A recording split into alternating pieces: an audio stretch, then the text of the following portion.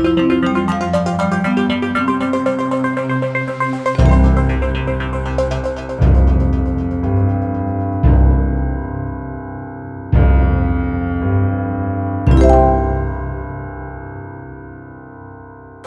welcome to this public lecture. Thank you for being here on a freezing night. It's wonderful that you're here. Let us begin, of course, by acknowledging the Wurundjeri people of the Kulin Nations and pay respects to elders past and present. My name is Glyn Davis and I'm delighted to welcome you to the University of Melbourne to hear a public lecture from one of our most distinguished public intellectuals, Professor Ross Garnaut, who will discuss the Finkel report and how Australia might respond to the historic challenges facing its electricity sector. I'm delighted to tell you that this lecture is being streamed around the world on the University of Melbourne's Facebook page. So we know that if you're looking at your phone, you're actually following us on Facebook. Please do share with your friends and colleagues, and it does mean that it'll be recorded forever. So years from now, you'll be able to go back and see how close Ross was and what he got wrong. I do want to set the scene by pointing out Ross's unique credentials as a policy maker and influencer. And this is an extraordinary individual. His career has been built around the analysis and practice of policy connected to developmental economics, national economic policy, and international relations in Australia, Asia, and the Pacific. He's held senior roles, he still holds senior roles in business and government, in universities, and in a number of Australian and international institutions. In the crucial economic reform years of 1983 to 1985, Ross served as the principal economic advisor to then Prime Minister Bob Hawke. He was closely involved in key decisions during this period, making a distinctive contribution to international orientation of Australia's economy, including policy on finance and trade liberalisation. Subsequently, he served as the Australian ambassador to China from 1985 to 1988, a time known for the considerable expansion and diversification of relationships between China and Australia. And he has gone on to make a series of substantial contributions to policy, including, of course, memorably, the Garneau Climate Change Review, delivered in September 2008, a review commissioned by the Australian government to examine the impact of climate change on the Australian economy and to provide policy solutions, which, as you can see, have been implemented and the problems have disappeared. The Garneau Review, which was updated in 2011, has had an extraordinary impact, notwithstanding that, both on policy debate and on politics. And the intersection of politics and policy has been the hallmark of climate discussions here and internationally.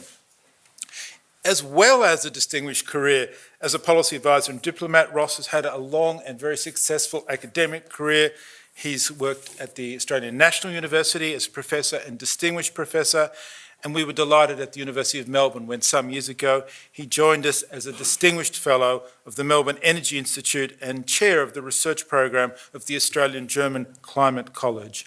And we celebrate with colleagues his recent recognition as a companion in the Order of Australia. Ross's position at Melbourne provides, I think, an important vantage point for his lecture tonight, with the Melbourne Energy Institute offering an important advice to the Chief Scientist, Alan Finkel, during the course of his review, and Ross will be able to reflect on that. So before we hear from Ross, I would just like to call on Professor Robin Eckersley, who will be our moderator tonight, and just to explain how the evening will work. Robin, of course, is an influential contemporary thinker in environmental politics. She's based in the School of Social and Political Sciences here at the University of Melbourne and a distinguished public intellectual in her own right. Please welcome Professor Robin Eckersley.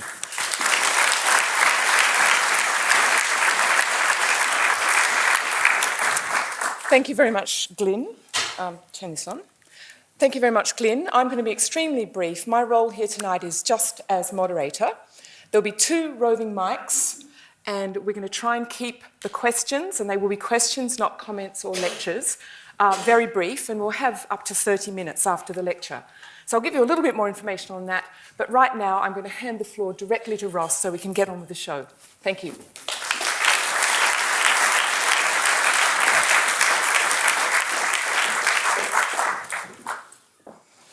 Thanks, Glenn and Robin, and welcome to the Garnaut. Glenn mentioned my time in China, and Crilla was my distinguished colleague as Australia's cultural councillor, and this lecture theatre is named for him. The South Australian lights went out on September the 16th last year, an extreme weather event unprecedented in recorded history for its capacity to disrupt human activity in South Australia, damaged 23 pylons on electricity transmission towers. In response, safety controls automatically shut down a majority of the wind turbines in the state and the interconnector with Victoria. The sudden loss of voltage in the system caused a complete shutdown of power supply through the grid. Australian consumers pay plenty to the network companies for backup services to avoid blackouts or to bring the system back to life quickly if they fail. The black start systems that should have brought gas generators quickly to life didn't work. South Australian consumers pay millions a year after year, to keep diesel generators in place in Port Lincoln. They do this in case this beautiful and productive distant corner of our far-flung national electricity system is cut off by failure of the transmission lines somewhere along the way. The diesel generators didn't start when they were needed.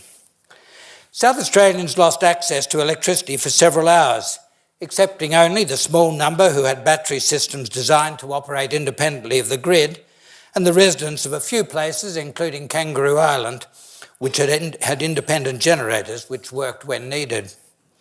The residents of the Eyre Peninsula, including the fisher people of Port Lincoln with their perishable catches, were without power for several days. Like World War I a century ago, the full severity of the South Australian blackout last spring had many causes without which it would not have happened. One cause is that humanity has been slow in heeding the clear conclusions of research on atmospheric physics. Failure to sharply and quickly reduce greenhouse gas emissions leaves us vulnerable to increasing severity of extreme weather events. Another cause is that policymakers and the grid rulemaker failed to see the implications for individual regions of uniform national incentives to increase solar and wind generation. Uniform incentives have highly differentiated effects across regions with solar and wind resources of widely different quality. Uniform national incentives encourage disproportionate responses in South Australia with its superior renewable energy resources. A third cause is that policymakers and the rulemaker presumed that the grid could be managed in the same old way when large increases in intermittent energy supply were changing the nature of stresses on the grid. A fourth is that the market operator did not monitor the safety settings on wind turbines to ensure that they were consistent with grid stability in Australia's new circumstances. A fifth is that the regulator authorised expenditure on standby generation without ensuring that it would work when it was needed. Any doubts about priority of energy security in contemporary Australia were removed by two subsequent events, 2 months after the blackout and then in February this year. A failure on the high voltage transmission line from the lignite generators of the Latrobe Valley to Portland blacked out a large part of Western Victoria for long enough seriously to damage the aluminium smelter. The loss of voltage at the Hayward substation north of Portland tripped the interconnector with South Australia again, and many South Australian households lost access to power for a while.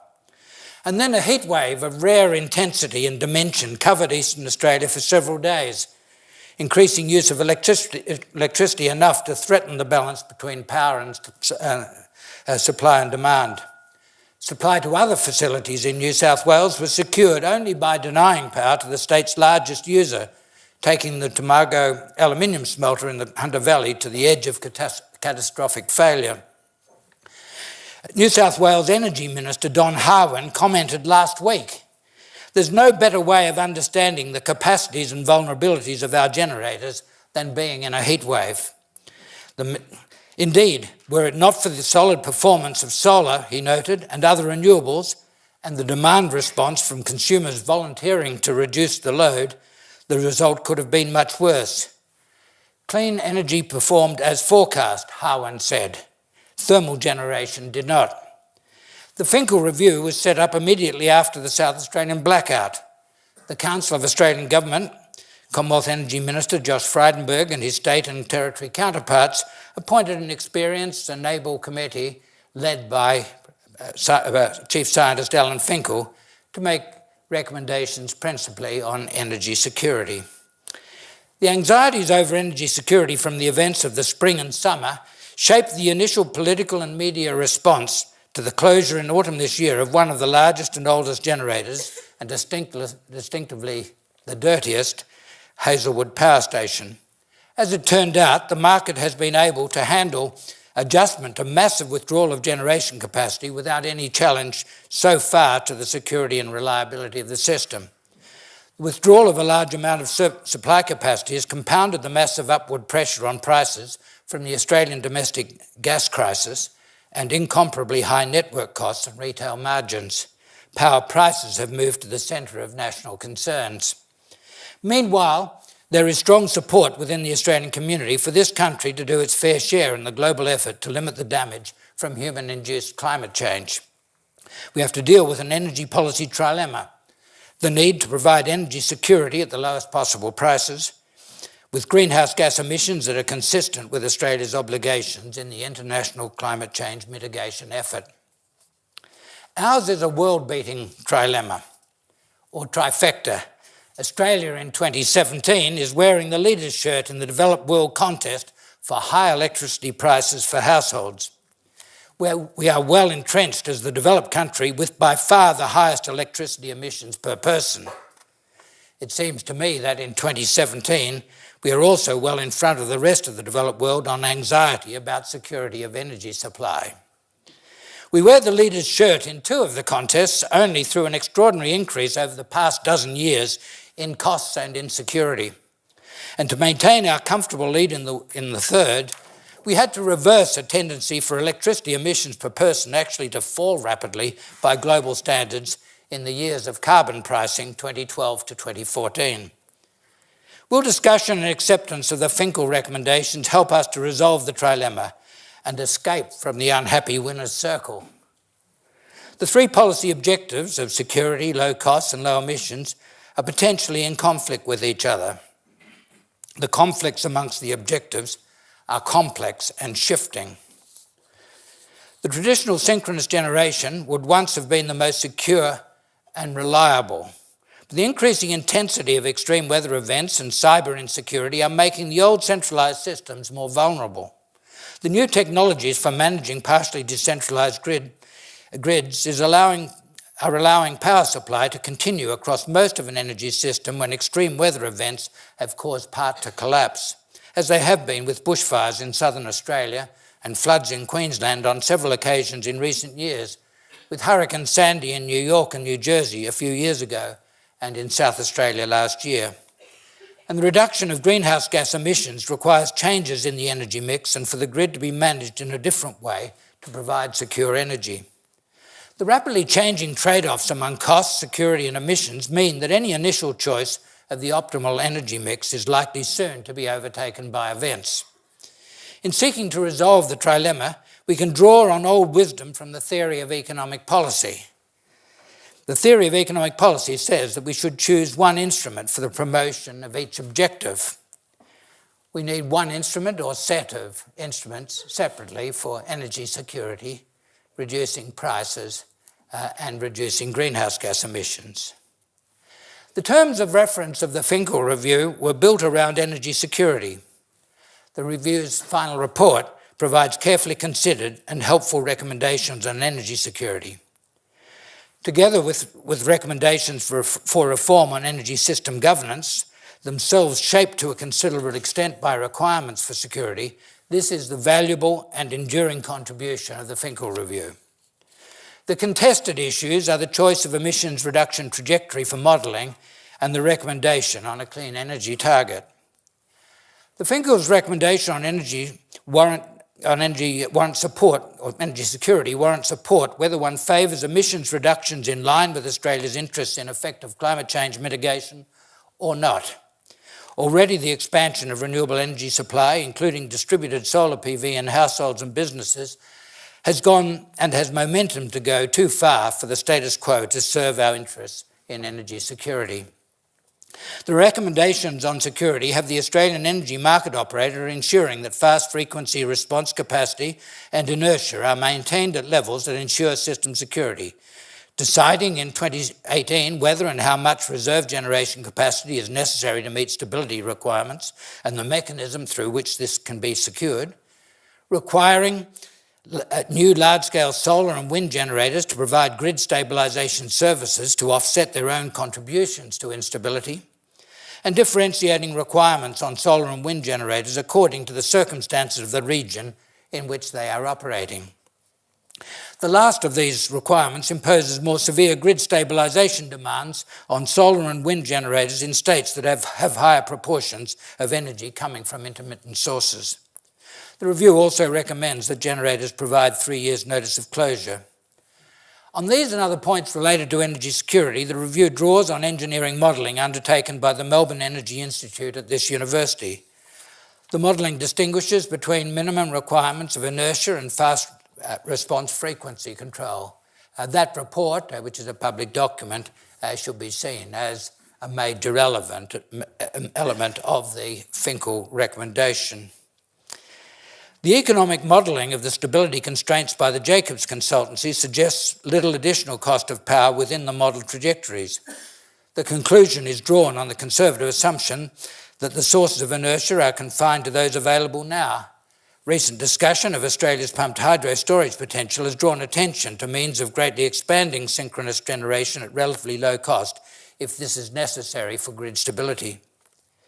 Fast frequency services can be provided by synchronous generators or by a range of new technologies, including batteries with suitably designed control systems. With effective management by the market operator, the provision can be secured at low cost. For the most part, the review leaves decisions on the detail to the Australian Energy Market Operator, sometimes working with the Australian Energy Market Commission.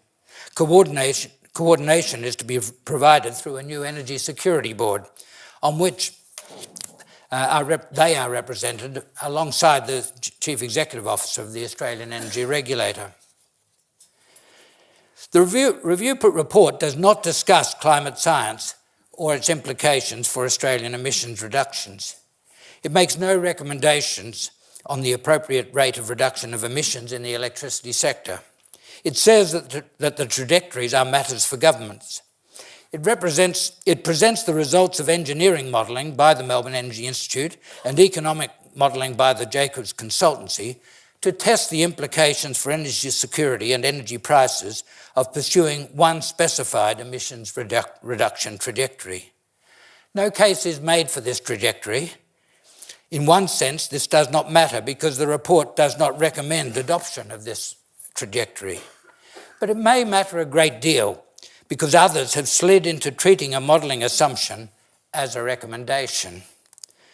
The review recommends that agreement be reached across the Australian Federation on emissions reduction trajectories and a means of achieving them.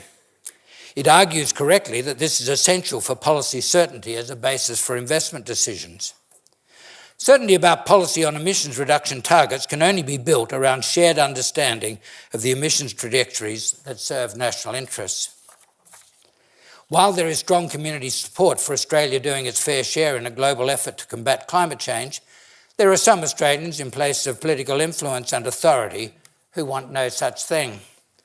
In the end, a stable policy will have to emerge politically, with one view prevailing over the other in the electoral marketplace. The analogy that comes to my mind is Medicare. Most of us in this audience are old enough to remember it.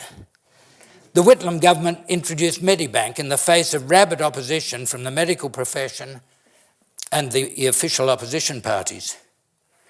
Medibank was repealed by the Fraser government. It was re-established as Medicare by the Hawke government in 1983. The official opposition promised to repeal it again in the next 4 election campaigns. John Howard reversed his commitment to repeal before the 1996 election and won that election. There's been widely based support for Medicare since then.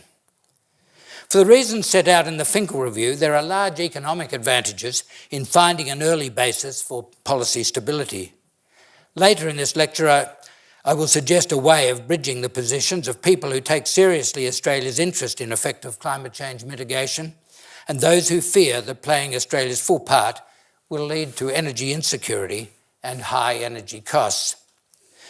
The modelling for the review presumes an emissions reduction trajectory of minus 28% on 2005 levels by 2030, 64% by 2050, and 100% by 2070. The review notes that Australia has made a commitment to the United Nations to reduce total emissions by 26 to 28% by 2030. Its modelling is based on electricity sector emissions being reduced by 28%. The modelling is about the electricity sector. The Paris commitment is about total emissions. There are questions to be asked about the overall target and about the appropriate electricity sector contribution to it. The minus 28% is part, but not the whole of Australia's Paris commitment. And I'm aware that I'm talking in front of the real authority on these matters, Professor Robin Eckersley. The minus 28% is just part of the commitment. Australia has also committed to doing its fair share in a global effort to hold human-induced temperature increases below 2 degrees and as close as possible to 1.5 degrees Celsius. The analysis for my 2008 climate change review concluded that Australia's fair share of a 2-degree effort would be a 90% reduction from 2000 levels by 2050. The late and slow start since then requires an early and fast finish. Other approaches to allocating emissions reduction responsibilities for a 2 degrees target have produced similar or more demanding conclusions. The Australian Climate Change Authority, with statutory responsibilities to advise the Parliament on emissions targets, suggested zero emissions by 2046 in its 2014 report. DuPont and others at this university, in the university's Australian-German Climate Institute, suggest a range of 82 to 98% reductions below 2000 levels by 2050. None of these assessments refer to the 1.5 degree objective, which is part of the Paris Agreement. The Paris Agreement embodied a dynamic approach to emissions reduction targets. The parties to the agreement accepted the end goals on containment of temperature increases. They agreed that each country would pledge medium-term targets. It was of the essence of the agreement that the parties would meet periodically to review the pledges and assess whether they were adequate to the ultimate objectives. The first review under the auspices of the UNFCCC is to take place in 2018. Each country is committed to revising its pledge at that time. Australia's commitment, therefore, is not to minus 26 to 28% by 2030, rather it is to 26 to 28%, and such additional effort as is committed in future in response to continuing peer and national review. The Australian Prime Minister noted that Australia would review its pledge in 2017 in preparation for reconsideration of our country playing its full part in the 2018 Conference of the Parties. I've seen the corrosion of an international commitment in the day-to-day dynamics of the domestic political process before. My 2008 review recommended 2020 emissions reduction targets before we knew whether there was going to be any commitment at all by other countries to follow the conclusion of the Kyoto targets, which expired in 2012. I recommended, in that vacuum, that Australian emissions be reduced unconditionally by 5% on 2000 levels by 2020 and by up to 25% by 2020, depending on the action of others. The full recommendation was accepted by the Australian government in 2009 and supported by the opposition. The conditions that would trigger the larger reductions were communicated to the United Nations Framework Convention on Climate Change. They weren't vague, they were precise. I recall a meeting addressed by then Opposition Shadow Minister for the Environment in this lecture theatre at the University of Melbourne during the 2013 election campaign. The Shadow Minister confirmed that the opposition supported the government's commitment to the United Nations.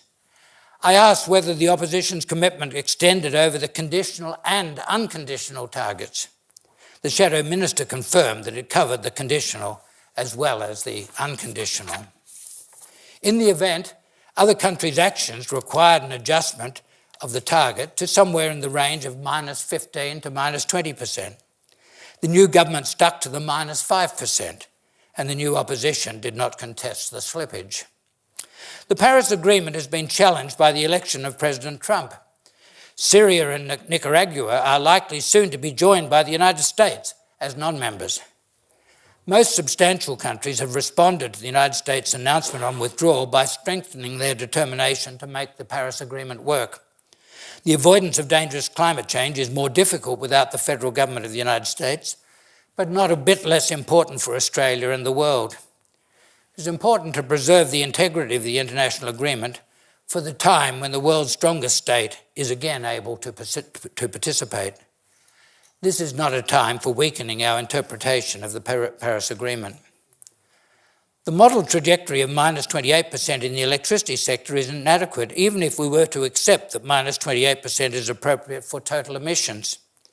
There's been considerable research in Australia on the relative costs of abatement in electricity and other sectors. My 2008 review showed that a uniform carbon price would induce larger proportionate emissions reductions in the electricity sector than in the economy as a whole. Modelling by the Treasury and the old Department of Industry and Environment suggests that the optimal rate of emissions reduction in electricity is about 3 times that in the economy as a whole. And I've got a chart just to demonstrate that. This is taken from, or the main part of this chart is taken from a joint paper by the Commonwealth Treasury. And we used to have a department, they've changed the names of these departments so often I can't remember what the initials stand for, but it's the Department of Industry, CC is climate change, there's science, research and tertiary education, but there's an I can't remember. Anyway, they did some careful modelling on the optimal trade-off between reductions in the electricity sector and reductions in the economy as a whole, and that shows, that's the blue line, and that shows that, for example, if we're reducing emissions by 20% in the economy as a whole, the corresponding reduction in the electricity sector is 55%. If you are looking at similar costs of abatement in the electricity sector and the rest of the economy.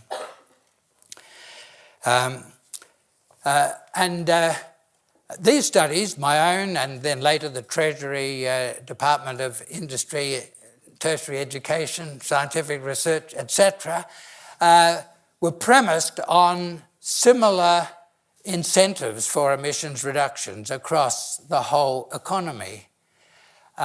Now, we have got rid of all of the incentives for emissions reduction everywhere except in electricity, and yet somehow it is judged to be somehow suitable to model an emissions reduction for electricity that is no stronger than the emissions reduction in the rest of the economy. Well, a little bit about economics and energy prices. The prices households and businesses pay for their electricity have 3 components: the wholesale price paid to generators, the cost of access to the poles and wires that move power from the generator to the user, and the margin for retailers.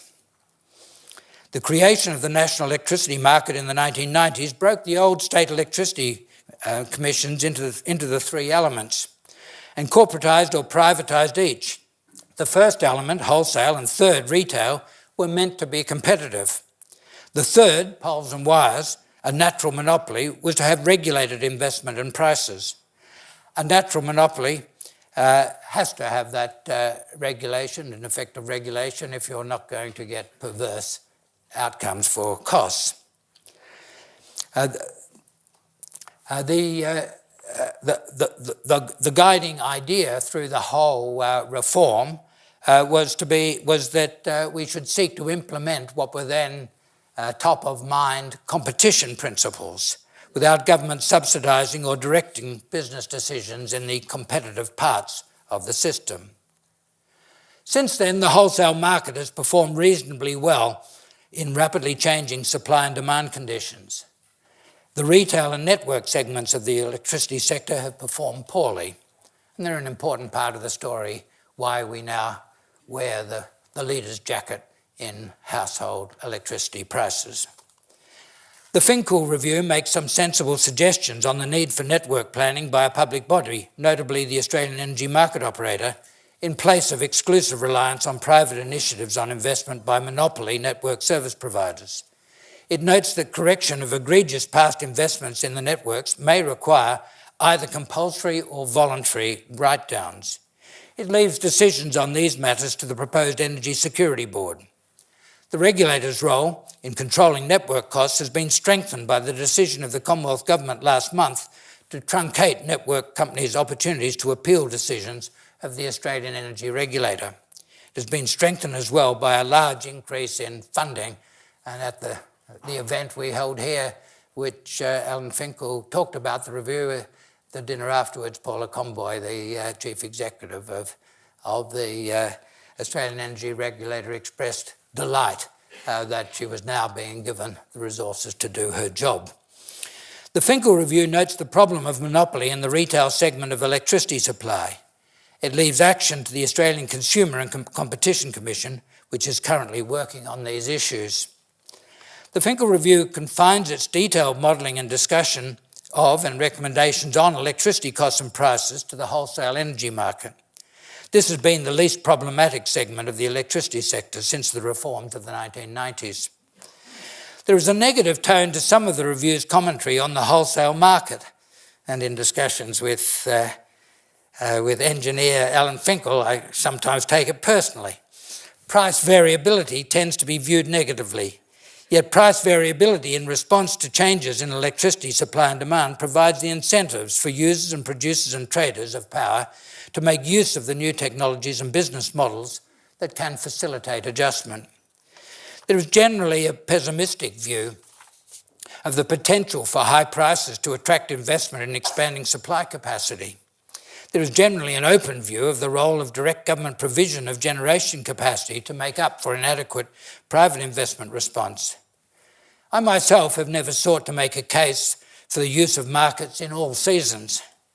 However, much experience informs us that markets allocate resources effectively where there is genuine competition, supported by public intervention to ensure that external costs and benefits of private activities are taken into account. I have a more positive view of the wholesale market. It is adjusted smoothly to the absorption of large amounts of intermittent renewable energy. It has provided signals for closure of 9 relatively high-cost thermal electricity generators over recent years. The currently high wholesale prices are providing huge incentives for new investment in generation capacity, mostly renewables, at the moment overwhelmingly large-scale solar, and also provides incentives for storage and demand management to replace expensive gas peaking in balancing intermittent renewables. The wholesale market has problems, mainly deriving from oligopolistic management of prices in forward markets. These are most severe in the extremities of the national electricity market in South Australia and Queensland. These are best corrected as a matter of competition policy, with the ACCC review being centrally important. There have been 3 recent proposals for direct government investment in generation. The South Australian proposal to build a 250 megawatt gas generator to serve as an emergency reserve, the Commonwealth proposal to have the Snowy Hydro provide 2,000 megawatts of pumped hydro storage capacity, and the noise from the Australian Mining Industry Council and the coalition party rooms about direct government investment in a new coal-fired generator. Serious discussion of these matters, the discussion in itself, amounts to a transformational change in the wholesale power market. The discussion is a material deterrent to private investment in generation and storage. There is a serious risk of damage to the one part of the reformed electricity system that has been serving the interests of the Australian consumer. There is room for debate about whether the old integrated public monopolies would have delivered power at lower cost to Australian users. There is no doubt, however, that a mixture of private and public investment in which non-commercial objectives drive public investment decisions gives us the worst of all possible worlds.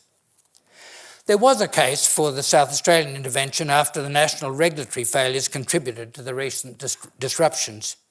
Effective implementation of the Finkel reforms relating to security would diminish that case. It may be that expansion of pumped hydro capacity in the Snowy Mountains is the most cost-effective way of balancing a major expansion of supply of intermittent renewable energy. But there are alternatives. There would be large benefits from leaving decisions on snowy investment to a competitive market. The institutions providing general support to correct market failures affecting supply of low emissions energy, the Australian Renewable Energy Agency and the Clean Energy Finance Corporation, could provide assistance even-handedly between snowy and the alternatives. Energy security may require separate incentives for provision of reserve capacity. The Finkel review sensibly leaves that for future assessment by the Australian energy market operator. If this were necessary for energy security, investment in gas generation in South Australia or pumped hydro storage in the Snowy Mountains or new coal generation in Queensland could be left to compete on a new market. The Finkel review compares the price effects of business as usual, an emissions intensity scheme and a clean energy target. Straightforward carbon pricing, a carbon tax or emissions trading system was excluded despite its manifold advantages. But I'm not the person to suggest that exclusion was not warranted. The renewable energy target is also excluded. There are two main differences between the clean energy target and the emissions intensity scheme as defined by Finkel. The clean energy target is applied to retailers of power and the emissions intensity scheme to generators. The review notes that application to retailers can use the administrative mechanism currently in place for the renewable energy target, and that is an advantage. The second difference is that the emissions intensity scheme provides incentives systematically for less over more emissions intensive schemes. It favours black over brown coal. This is the emissions intensity scheme. It favours high efficiency, low emissions, Healy coal generation over conventional black coal, gas over Healy coal, coal or gas generation with carbon capture and storage over naked gas, and renewable energy over coal or gas with carbon capture and storage. The clean energy target, on the other hand, provides incentives for less over more emissions intensive generation only up to a limit of emissions intensity, proposed as 600 kilograms of carbon dioxide per megawatt hour of power. Above that limit, it treats all forms of generation the same. In this respect, the clean energy target can be seen as a halfway house between the renewable energy target and the emissions intensity scheme. The clean energy target, like the renewable energy target, draws no distinction among generating technologies that are more emissions intensive than the specified clean energy threshold. The difference between the clean energy target and the emissions intensity scheme will be small in practice. I myself would see a lift in the clean energy threshold as an improvement in the clean energy target. Raising the threshold, increasing the kilograms per megawatt hour, would make the instrument more environmentally and economically efficient. It would favour cleaner over dirtier coal. It would encourage new heli over old lignite generation, whether or not this had practical significance. The Finkel review uses modelling by the Jacobs consultancy to show that, given the emissions reduction target, the clean energy target generates lower wholesale prices than the emissions intensity scheme. There's no attempt at economic analysis related to these modelling results. We are left to inspect alternative outputs from turning the handle on a black box. We know a bit about the black box from what is set out in the Jacobs consultancy report and from the use of the Jacob model and of similar black boxes in other contexts. Business as usual generates higher electricity prices in the Jacobs model for two reasons. First, the supply price of investment in thermal power generation is higher under business as usual because, in the absence of settled policy to encourage low emissions energy, there is greater uncertainty about policies affecting returns on investment. More powerfully, the absence of policy favouring lower emissions leads to less renewable energy under business as usual. The Jacob model, for good reason, points to lower prices when more renewable energy is generated. The Jacobs modelling points to lower prices with the clean energy target than the emissions intensity scheme because the clean energy target treats higher emissions, like Victorian lignite, no less favourably than lower emissions coal, like the New South Wales and Queensland black coal. The clean energy target therefore leads to higher emissions intensity in coal generation, and that's why you get lower prices. To achieve the specified reduction of emissions, and that's given, that's assumed, higher emissions from coal have to be balanced by higher output of renewable energy. And the structure of the model means that more renewable energy leads to lower prices. The Finkel report does not present the results of modelling faster rates of decline in emissions. If it had done so, the Jacobs model and the most widely used alternatives would have pointed to even lower wholesale electricity prices. If you'd wanted substantially lower prices, you could have simply strengthened the emissions reduction target. That would have generated more renewable energy and prices would have been lower. That's the way that sort of model works. In the Jacobs modelling, real prices under business as usual remain near current levels, rising a bit in real terms. They fall by a fairly large amount under the emissions intensity scheme and more under the clean energy target. Under the Jacobs modelling of the clean energy target, the ratio of renewable energy generation, including rooftop solar, to total energy supplied through the grid, a curious ratio to emphasise, is 42% by 2030. The majority of the increase in renewable energy up to 2030 is actually driven by the remaining years of the renewable energy target in the years up to 2022 and by a huge expansion in rooftop solar, which is not linked in any way to the incentives provided by the clean energy target. The particular the particular outcomes of the Jacobs modelling depends on detailed cost assumptions. I think it would be unwise to base big choices on policy on a particular modelling result. Now, in a written version of the report, I've got some fairly detailed discussion of price determination in South Australia and Victoria in recent times and now. And that version of the presentation will be on my website and the universities and no doubt the Melbourne Energy Institute. But I thought I could try to simplify the presentation with a series of charts. My colleagues in the Australia-German Climate College have helped me with this. In Victoria at the moment, we can see electricity coming from two main sources. A base load of coal, but when demand is very strong, we've got to bring in gas.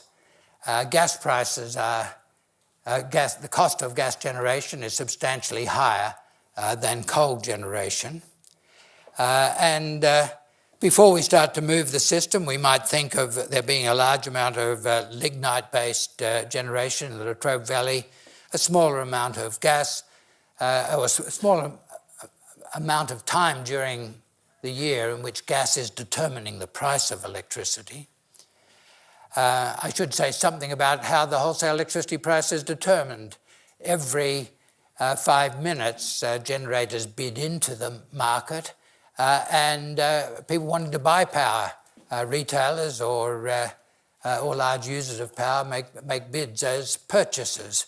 And a price is determined every 5 minutes. Now, in a uniquely Australian way, we then average those prices over half an hour. This averaging is a huge advantage for the clunky old technologies. It allows them to catch up. In South Australia, a couple of months ago, we had an afternoon in which in 4 successive half-hour periods, you had prices around $14,000, which is the capped limit of prices, in the first 5-minute period. But prices of minus $1,000 or nearly minus $1,000 by the end of the half-hour period. When a generator, especially a clunky old generator that takes 10 minutes to warm up, sees a $4,000 price in the first 5 minutes and knows the average for the half hour is going to be $2,000 or $3,000. And so it produces a maximum of output, and it actually destabilizes the system, and you get negative prices at the end. But that happened 4 half hours in a row. The generators who destabilized the system made an absolute mint, made months of profit in half an afternoon. And they destabilised the system. Well, that's our energy system, but we have to do that in Australia because we are accustomed to handicapping the swift. We're the only country in the world in which the major horse race is a handicap. If you're a really fast horse entered in the Melbourne Cup, they put a heavier weight on your back. They don't do that in the English or Kentucky derbies. So it's an Australian way of doing things. It probably doesn't matter much for the Melbourne Cup because we all get fun out of it and it leads to a closer finish and we all enjoy that. But it does matter for the electricity market because we lose the capacity to balance the highly variable power supply from wind and solar.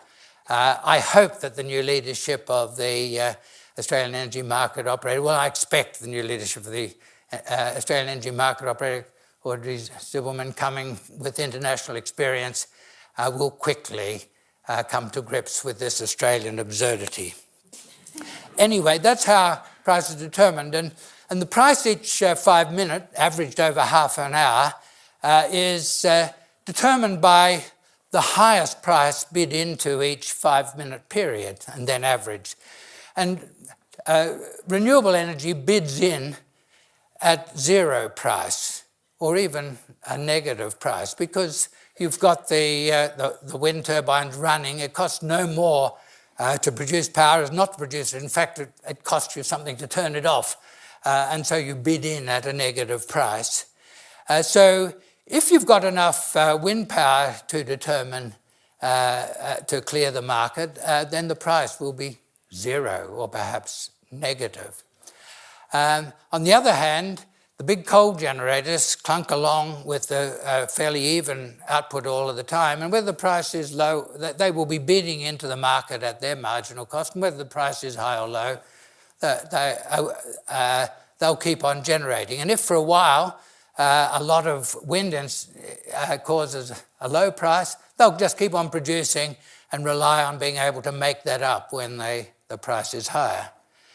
Gas is much more flexible. An open cycle gas generator can turn on and off much more quickly, and so it can respond to higher prices. And so you get a lot more gas in the market at those times when demand is very strong. The peak demand, you get a lot of gas coming in. And so in this chart, we see the price of gas being very high, and gas is coming in and balancing supply and demand when demand is strong. And it sets the price for many more hours of the day for a much higher proportion of the day than the proportion of the power that it generates, simply because it's the marginal cost producer determining the price. So at any one time, or the average for a year, we'll say we're talking about a year, you get a certain proportion of the time where gas is determining the price. That's a much higher price, and the average annual price is the average of the two. Well, continuing, when you get a much higher gas price, then that lifts the whole price of the average price of electricity. And we, in the past 2 years, have had 3, 4, 5-fold increase in gas prices, driven by the development of an export industry in Queensland. Those increases alone could have been expected to double South Australian wholesale prices because about 1/3 gas determines the price of power about 1/3 of the time in South Australia. But also in Victoria, the proportion of gas since the closure of Hazelwood has been about 30%. So triple or quadruple or increase 5-fold the price of gas, and you very substantially increase the average price in Victoria. So I've demonstrated that schematically. And then if you shut a generator, And let's think of the room between the coal block and the dotted line in gas being the closure of the Hazelwood generator. You need gas to play a bigger role and to determine price for a higher proportion of the time. And so the closure of the Hazelwood generator increases prices. Much more than you would expect simply from the difference between the gas price and the coal price, because gas has to play a bigger role to balance supply and demand. In South Australia, the story is now different.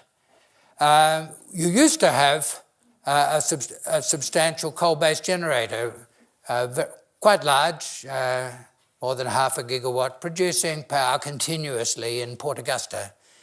That was closed last May. In the old days, you had you've got a lot of renewable energy in South Australia. There are some days, or certainly some hours, when wind and solar supplies the whole of South Australian requirements, and large amounts can pour into Victoria. This was a sunny weekend and a windy weekend in Adelaide, and I was watching my Australian Energy Market Operator app, and at times 300, 400, 500 megawatts of power were streaming into Victoria from sunny, windy South Australia. But when you had a coal generator, there were still some times of the day when wind set the price, or renewable energy set the price, and the price was zero. In fact, in the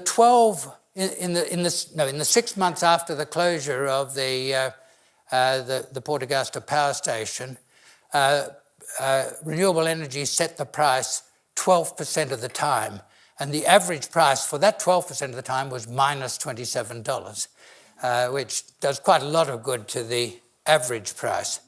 But then you close the coal generator and in South Australia, and the state becomes more dependent on coal across the border. It can still come in across the interconnector, but it's at a higher price. You pay a cost of transmission.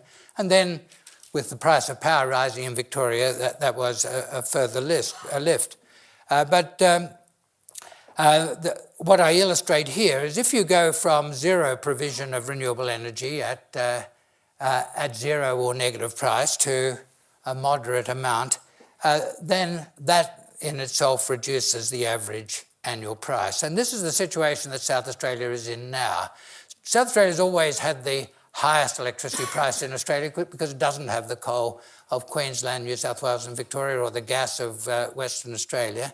But it does have the best renewable energy resources. Now that it's lost its domestic coal, expansion of renewable energy increases the proportion of hours during the year in which renewable energy, with an average price of minus $27, is setting the price. And so expansion of renewable energy reduces average price. Looking at this dynamically over time, there's no reason to expect falls in the real price of coal. In fact, if you're required to reduce emissions, then there will be an increase in the cost of coal generation. There's no coal-based generation anywhere quite as cheap as the highly emissions-intensive lignite-based power of the Latrobe Valley. But here, just to illustrate the point, I've presumed a constant price of coal. But expansion of renewables and large reductions, rapid reduction in the cost of renewables means that over time, let's take South Australia, the proportion of renewables will be falling and the cost of those renewables will be falling, but it won't lead to a steady fall in prices because from time to time, looking at Australia as a whole, you will have more Hazelwoods, more northern power stations, and there'll be a jump in prices with each of those closures. But I think that this illustrates the general nature of the trajectory going forward.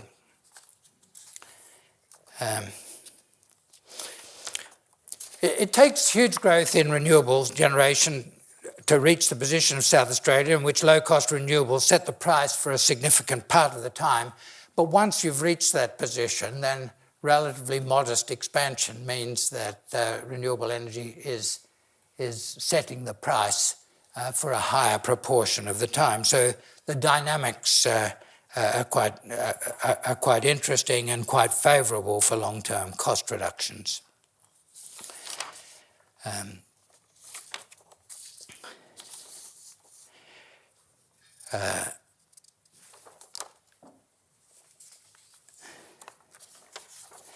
I ran away from my text to dive into the charts, and I've got to refine my place.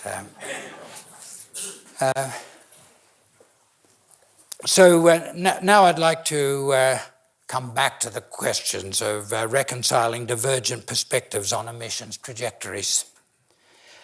Some Australians are reluctant to support emissions reduction goals that would allow us to play our full part in a global effort to meet the Paris objectives, because they are genuinely concerned about energy costs and energy insecurity. There are other Australians who don't want us to play our full part in an international effort on climate change mitigation because they have ideological objections to modern atmospheric science or ideological or vested interests in old ways of supplying energy. I see a prospect for bridging the difference between those who wish Australia to play its full part in a global effort to meet the Paris objectives and those who have no objection to doing so if it can be achieved without damaging energy security or raising electricity prices to new levels. There is no way of building a bridge across to the ideological and vested interests. But people of such mind represent a small proportion of the Australian community, and it must be possible to establish effective policy stability without them. I suggest that we seek to build support around two alternative trajectories for emission reduction in electricity, and let the cost of electricity as it emerges over time determine which of them that we follow.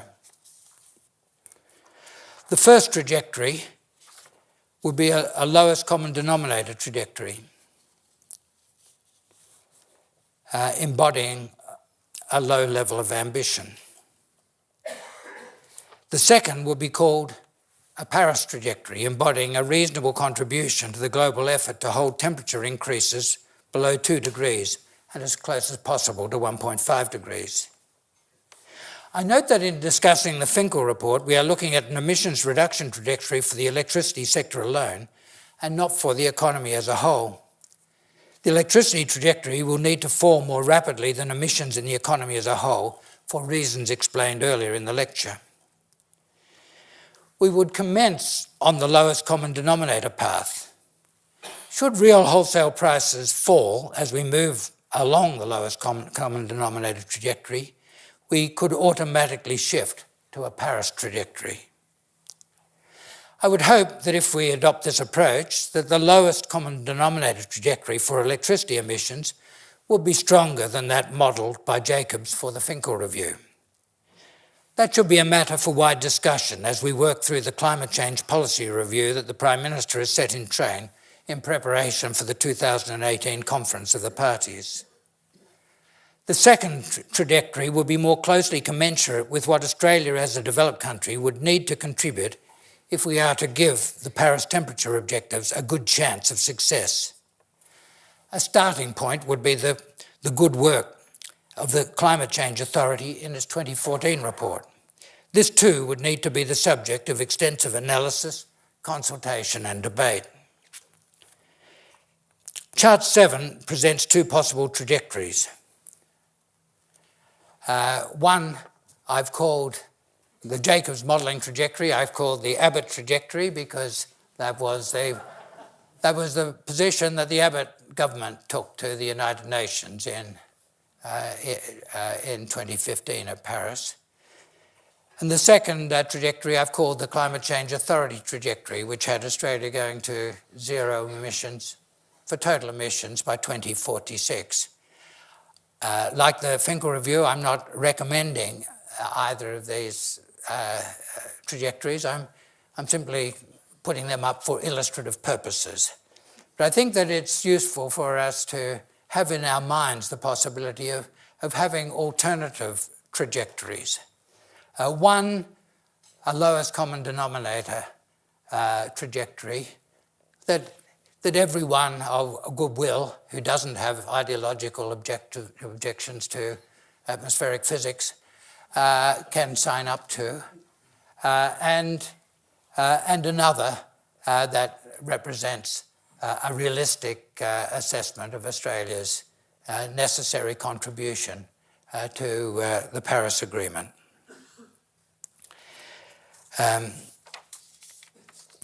What level of wholesale electricity price reductions measured year by year and averaged over the major Australian markets would trigger a shift from one trajectory to the other?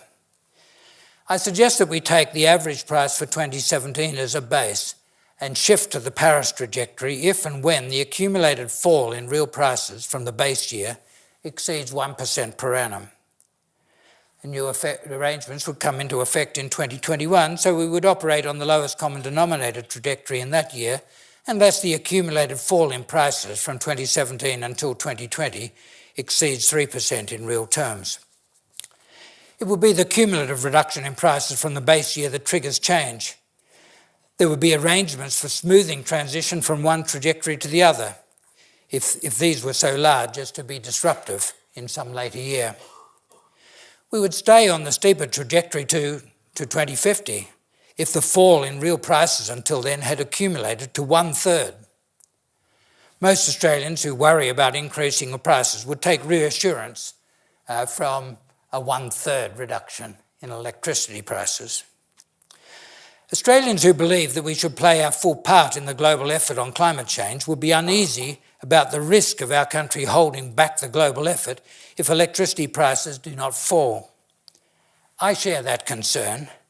My answer to myself is that we are holding back the international effort now, and the proposal that I am outlining this evening gives us a chance of catching up. Let me share my own view on the renewable energy contribution to the price outlook. This, for what it's worth, has grown from a decade of deep involvement in the economics of climate change mitigation, and recently intensive private sector work on renewable energy.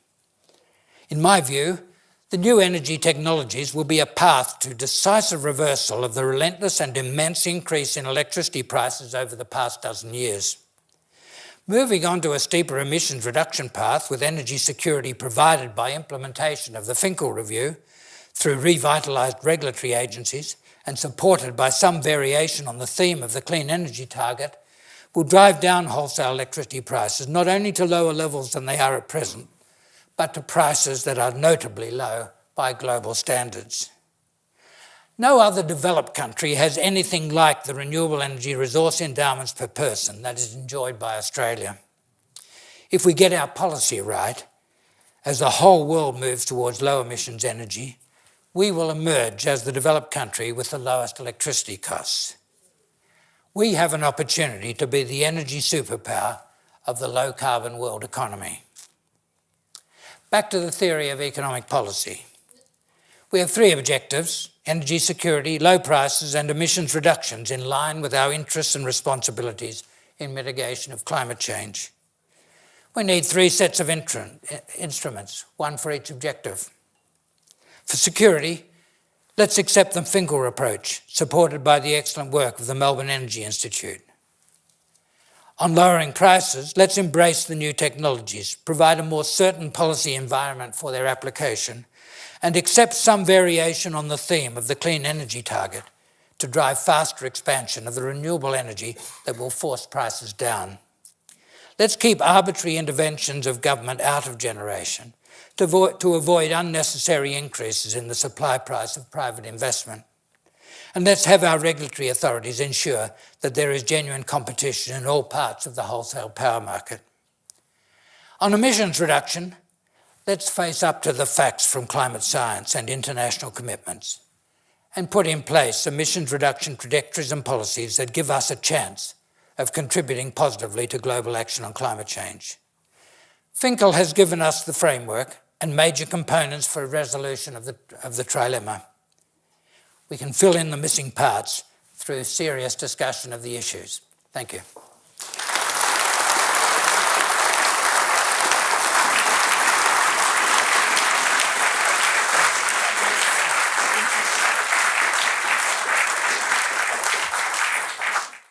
Well, thank you very much, Ross. It is now time to open for questions from the floor. We don't have a lot of time, and there's a lot of you there. So remember, we just want questions, and we want to keep them short.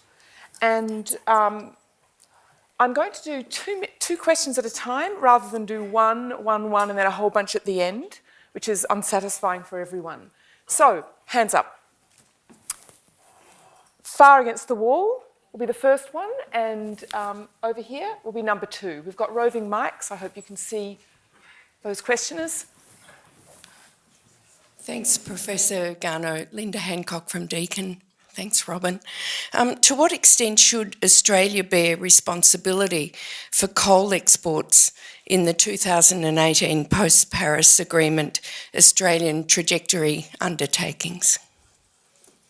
Well, the international agreements, and again, Robin's the expert, they've always been based on emissions responsibilities lying in the place where coal combustion occurs. So internationally, the responsibility is very clear. It's a bit like driving on the left or right-hand side of the road. You could have done it the other way. You could have made the countries that are producing the sources of the emissions responsible in some way, but the international agreement is that the responsibility lies with the country in which the combustion occurs. So I think responsibility in the international system is pretty clear. Is there an additional responsibility? Well, that's a moral responsibility. I think that it's reasonable to take that position. I myself would rely more in constraining Australian exports of coal on the independent decisions of other countries. Since China adopted its new model of economic growth, which embodies rather a strong emphasis on expansion of zero emissions energy, renewables and nuclear, and improving energy efficiency back in 2011, its imports of coal have shrunk dramatically, and the global coal price has fallen dramatically. China had been the big problem in growth of global emissions from 20 to 2012, and now it hasn't. There's been no growth in coal combustion. In fact, there's been a decline since 2013. It was reasonable then for focus to shift to India, and we're finding that the Indian authorities, the Indian government, and even Indian business previously involved in coal-based generation, like Adani, is focusing very strongly on expansion of solar, simply because it is turning out to be a cheaper way of providing power. So I think the way that Australian exports are going to be controlled is through other countries deciding to produce energy in a cleaner way. And over here.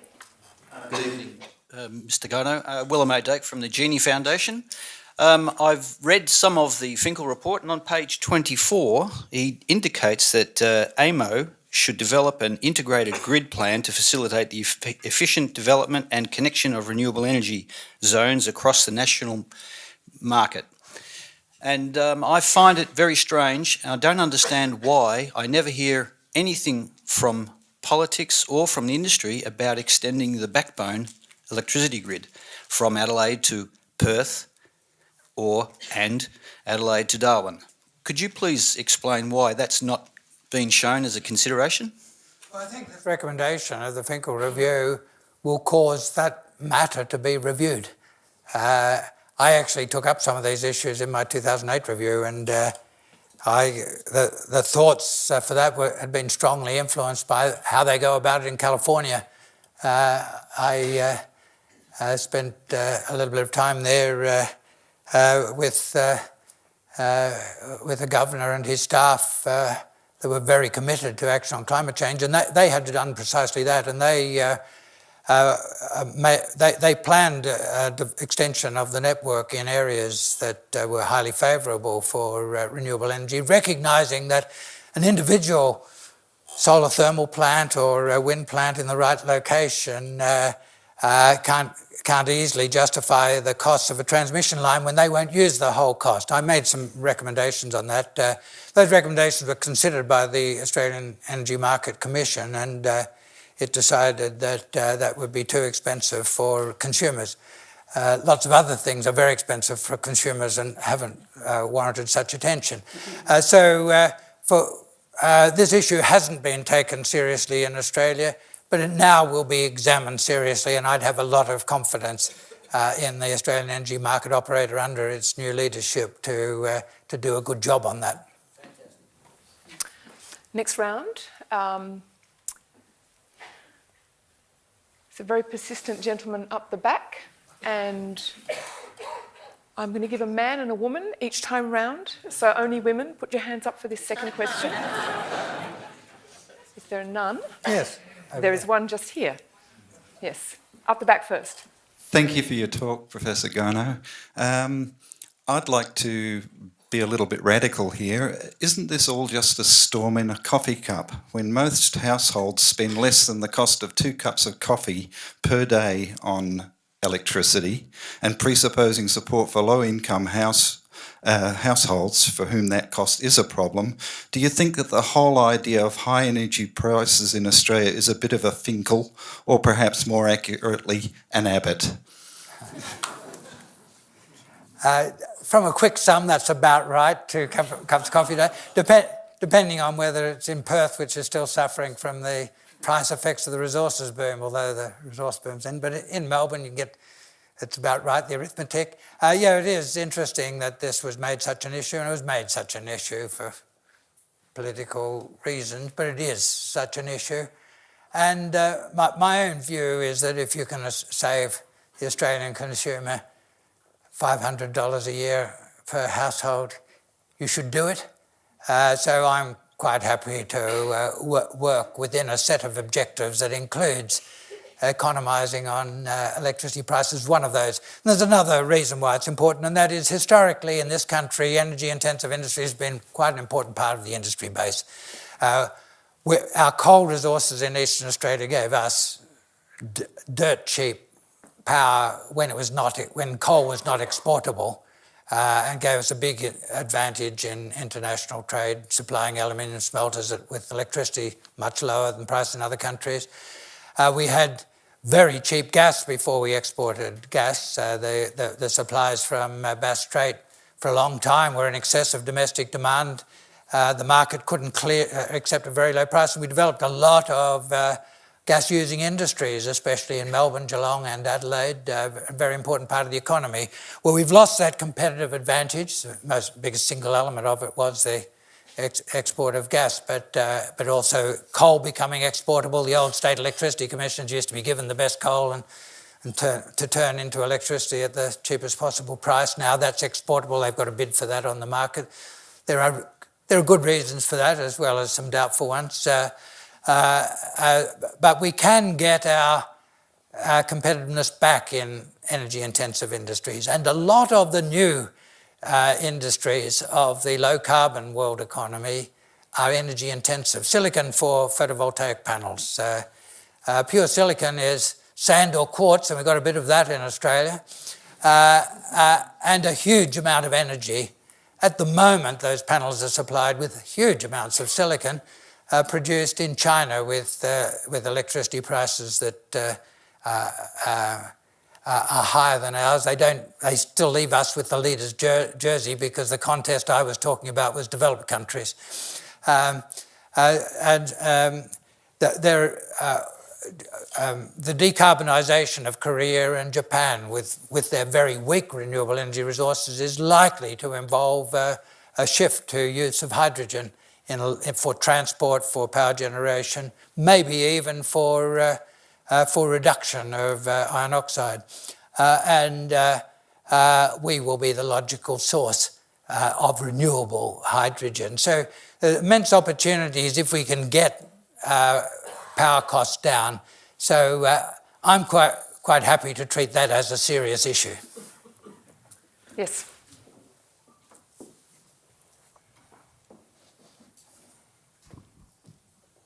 Hi, I'm just wondering when the externalities around health from coal might come into the economics of coal generation? They have in a lot of places. In fact, it's really interesting to me that the Chinese government, authoritarian communist government, takes the effect of coal particles, coal particulates in the atmosphere on the health of its citizens much more seriously than the democratic government of a rich Australia does. These issues are taken seriously in Europe, in Japan, in Korea, now in China. Not 5 years ago in China. It's partly a product of economic development having reached a stage where people give higher priority to environmental amenity, health, quality of life issues. We haven't, and that to me is a bit of a puzzle. Okay, next round. Yes, over there, the gentleman in the cardigan. And do we have any women? Wave your hand, because I just see hands. Yes. Was that? No, that was a man pretending he was a woman waving his hand. Yes, up the back. Hi, I'm Alex Rantino from the Department of Foreign Affairs and Trade, formerly the Department of Industry, Innovation, Climate Change, Science and Tertiary Education. Happy to help. Thank you very much for your lecture. If I remember correctly, in your review years ago, you saw carbon capture and storage as an important technology. I'm just wondering what your views are on that now and whether you see value in the government supporting it. Yeah, I've always... my general view of low emissions technologies is that we should be abreast of them and be prepared to invest in a range of technologies, because you don't actually know in advance which are going to experience the really important cost reductions. Been lots of surprises since I did that work on rates of change in technology and costs in a lot of different low emissions activities. My own view is that carbon capture and storage hasn't been given a fair go. That if more money had been, if more resources, it takes more than money, it takes effective management, more resources have been put into it, it would have gone further. But we have had some successes on the Northwest Shelf, our big natural gas fields. The first project, which was developed by Woodside and a number of other companies, wasn't required to sequester carbon dioxide out of the ground. You get a lot of combustible gas and you get a lot of carbon dioxide. Well, they just vented the carbon dioxide in the atmosphere. The second project, because it was required to do it by regulation by the West Australian government, captured the carbon dioxide and put it under the ground, and that is millions of tonnes of carbon dioxide a year. It's a real contribution, and that's happening right now. Unfortunately, the West Australian government, when we put in a carbon price, said, well, now the Commonwealth's carbon price is doing the job of providing incentives for sequestration of those sorts of carbon waste, so they withdrew the regulation. Now we don't have a carbon price or regulation, so the third of the big natural gas producers is doing the same as the first and just pouring it into the atmosphere. But the Gorgon project shows that you can do it. It's not going to be important everywhere. It's going to require a special set of circumstances to be economic, in my view. You use a lot of energy in the capture and sequestration process, and so it's only going to work, it's only going to be economic in places where you've got a very low primary cost of energy. Well, you've got that in the Latrobe Valley, some of the lowest costs in the world. It's only going to work if you're reasonably close to good sequestration sites, and it costs quite a lot to define sequestration sites. It's geological exploration drilling holes in the ground. So the big advantage is if you can use an oil field or a gas field where all the resources, the structures are already known. Again, you happen to have that in Gippsland. But as on everything I've talked about tonight, I'm aware that others in this audience are real experts on it.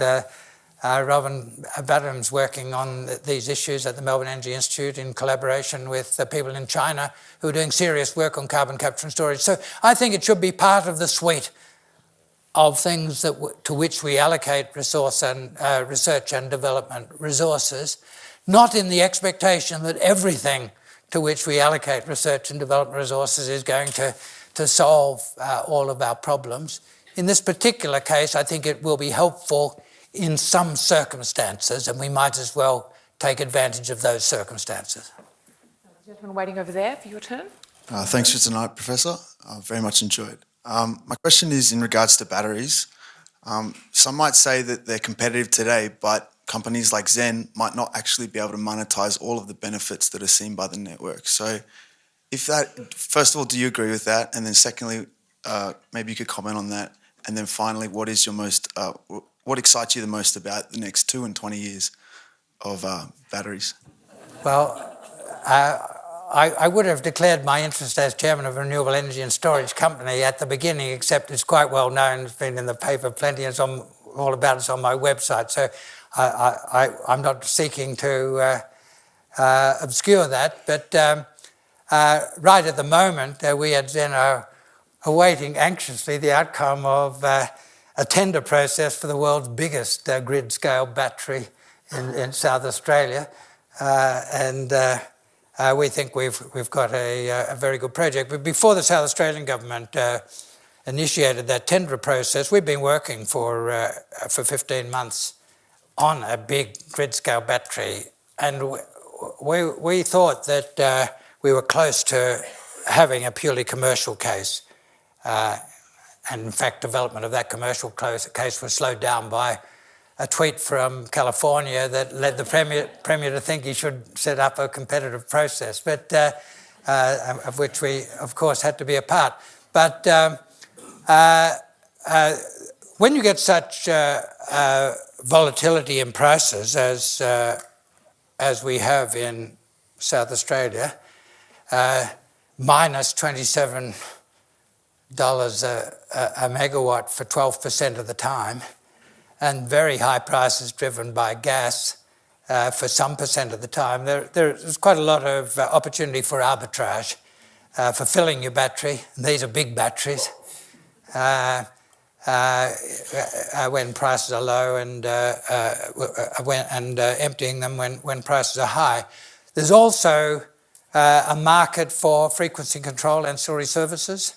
And the battery is highly effective in responding to that.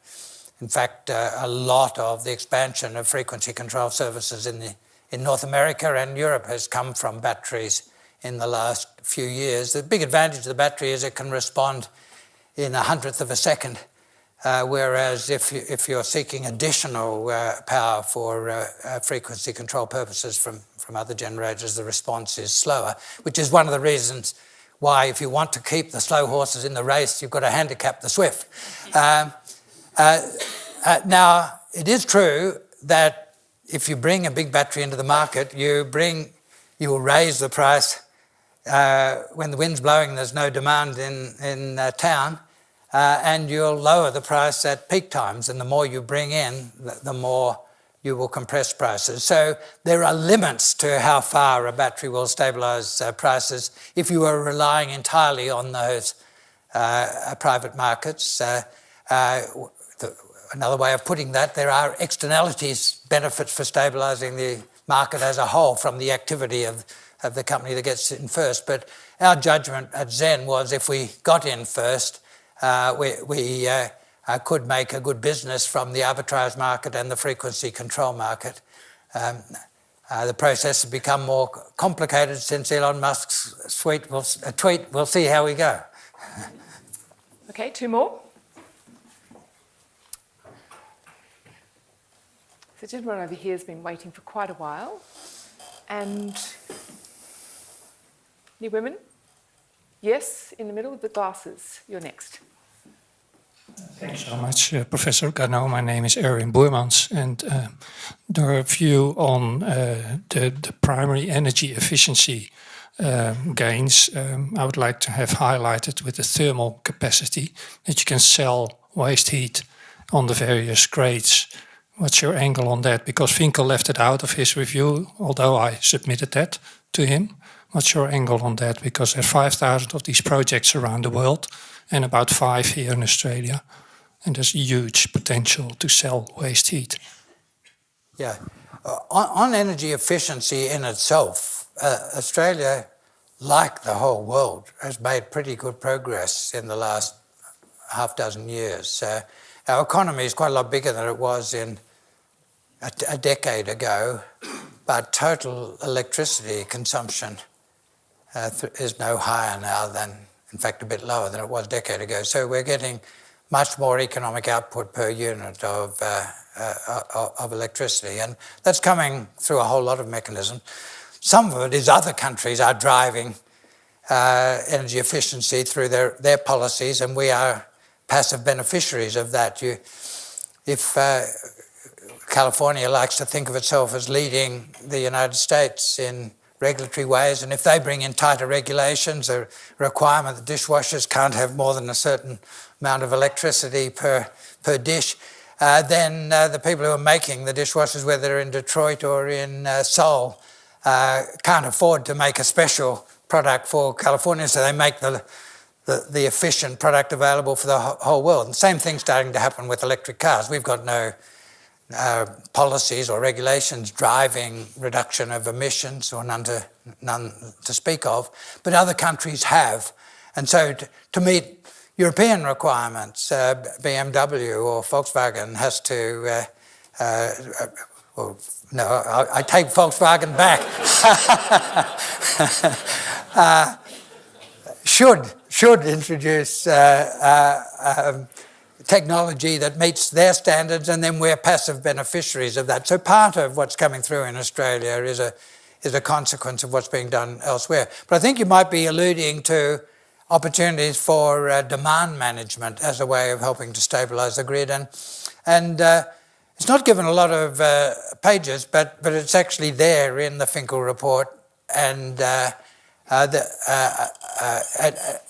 it's discussed briefly but strongly, and I think we're going to get a lot more action on that.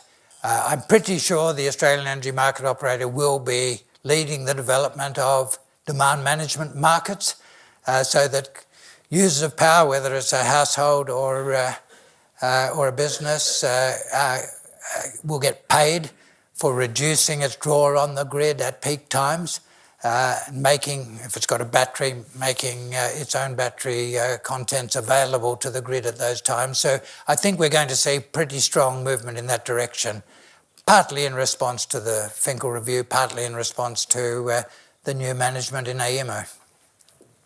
Well, unfortunately, everybody, we've run out of time. This session concludes at 7:30. I'm terribly sorry to give you that bad news. We've heard a fantastic presentation addressing the trilemma that Ross has suggested.